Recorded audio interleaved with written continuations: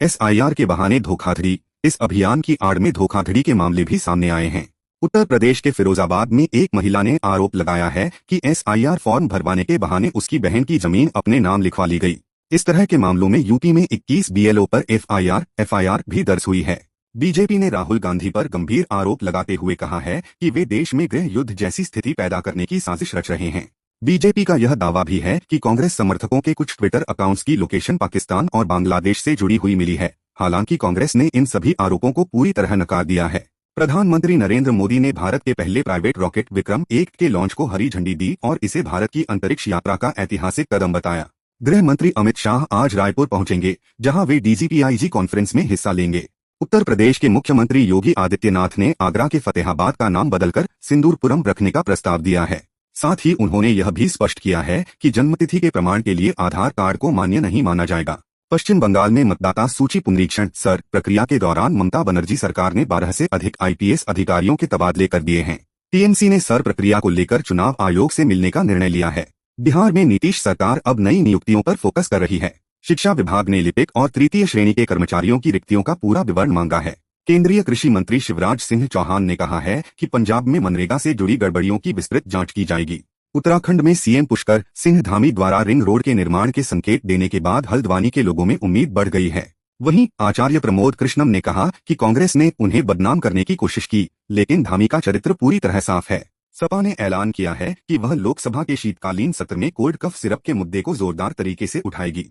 असम में बहुविवाह पर प्रतिबंध लगाने वाला बिल विधानसभा से पारित हो गया है। मुख्यमंत्री हिमंत बिस्वा शर्मा का कहना है कि अगर उनकी सरकार दोबारा बनी तो वे समान नागरिक संहिता यूसीसी भी लागू करेंगे। बाजार में कीमती धातुओं की कीमतों ने नया रिकॉर्ड बना दिया है। चांदी एक ही दिन में 3,642 रुपए उछलकर 1,62,000 रुपए प्रति किलो के स्तर पर पहुंच गई। वहीं सोना भी तेजी से बढ़ते हुए 1,26,000 रुपए प्रति 10 ग्राम तक पहुंच गया, जिससे निवेशकों में हलचल बढ़ गई है। टमाटर की कीमतें 80 रुपए प्रति किलो पार करने के बाद केंद्र सरकार ने दिल्ली में सस्ते रेट पर टमाटर उपलब्ध कराना शुरू कर दिया है, ताकि आम जनता को कुछ राहत मिल सके। चावल का रिकॉर्ड उत्पादन। इस साल देश में चावल का कुल उत्पादन 12.45 करोड़ टन तक पहुंच गया है, जो अब तक का सबसे ऊंचा स्तर है। हालांकि दालों और तिलहन की पैदावार में गिरावट देखने को मिली है, जिससे आगे कीमतों पर असर पड़ सकता है। आधार नागरिकता का सबूत नहीं, सुप्रीम कोर्ट। एसआईआर मतदाता सूची पुनरीक्षण मामले की सुनवाई के दौरान सुप्रीम कोर्ट के नए चीफ जस्टिस सूर्यकांत ने एक बहुत ही महत्वपूर्ण टिप्पणी की। उन्होंने कहा कि आधार कार्ड नागरिकता का सबूत नहीं है, यह सिर्फ सरकारी योजनाओं का लाभ उठाने के लिए एक जरूरी दस्तावेज है। सिर्फ आधार होने से कोई व्यक्ति अपने आप वोटर नहीं बन जाता। असम में नए आधार कार्ड पर रोक। असम सरकार ने एक नया आदेश जारी किया है, जिसके तहत राज्य में 18 साल से अधिक उम्र के लोगों के नए आधार कार्ड नहीं बनाए जाएंगे।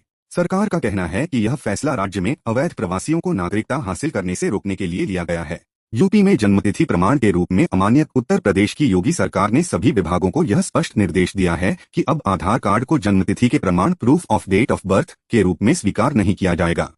सुप्रीम कोर्ट का बड़ा फैसला। यह इस मामले की सबसे बड़ी खबर है। कई राज्यों के विरोध के बावजूद सुप्रीम कोर्ट ने चुनाव आयोग के एसआईआर सर कराने के अधिकार पर मुहर लगा दी है। कोर्ट ने कहा कि फर्जी वोटरों को हटाना और नए वोटरों को जोड़ना चुनाव आयोग का अधिकार है। इससे एसआईआर प्रक्रिया रोकने की मांग कर रहे केरल, बंगाल और तमिलनाडु जैसे राज्यों को बड़ा झटका लगा है। बीएलओ पर भारी दबाव और मौतें। यह एक बेहद गंभीर और चिंताजनक खबर है। एसआईआर अभियान के काम के दबाव के चलते पिछले 22 दिनों में देश के 7 राज्यों में 25 बीएलओ बूथ लेवल ऑफिसर की मौत हो चुकी है। सबसे ज्यादा मौतें मध्य प्रदेश और उत्तर प्रदेश में हुई हैं।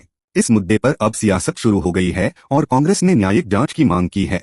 यूपी में आज आखिरी तारीख। उत्तर प्रदेश में एसआईआर फॉर्म जमा करने की आज 28 नवंबर अंतिम तारीख है। चुनाव आयोग ने चेतावनी दी है कि जो लोग फॉर्म जमा नहीं करेंगे उनका नाम वोटिंग लिस्ट से कट सकता है, जिसे बाद में जुर्माना बहुत मुश्किल होगा। लाखों फर्जी वोटर पकड़े गए। एसआईआर अभियान की प्रभावशीलता भी सामने आई है। महाराष्ट्र के मुंबई में इस अभियान के दौरान 11 लाख से भी ज्यादा डुप्लीकेट फर्जी वोटर मिले हैं। यह दिखाता है कि यह प्रक्रिया क्यों जरूरी है। झारखंड में 10,000 युवाओं को सरकारी नौकरी। झारखंड सरकार आज 28 नवंबर को नियुक्ति वर्ष मना रही है, जिसके तहत 9 से 10,000 युवाओं को सरकारी नौकरी के नियुक्ति पत्र दिए जाएंगे। यह बेरोजगार युवाओं के लिए एक बड़ी खुशखबरी है। बिहार में महिलाओं को मिलेंगे 10,000 रुपए। मुख्यमंत्री महिला रोजगार योजना के तहत 10 लाख महिलाओं के खातों में 10,000 रुपए की अगली किस्त 14 दिसंबर तक भेज दी जाएगी। किसानों के लिए पीएम कुसुम योजना। यूपी उत्तर प्रदेश में किसान पीएम कुसुम योजना के तहत सोलर पंप के लिए आवेदन कर सकते हैं, जिससे उन्हें 2.5 लाख रुपए तक का लाभ मिल सकता है। आवेदन सिर्फ 5,000 रुपए की टोकन मनी पर शुरू हो गए हैं। पंजाब में सस्ता प्रॉपर्टी रजिस्ट्रेशन। पंजाब देश का पहला राज्य बन गया है जहां प्रॉपर्टी की रजिस्ट्री मात्र 500 रुपए की फीस पर ऑनलाइन या सेवा केंद्रों के माध्यम से आसानी से की जा सकती है।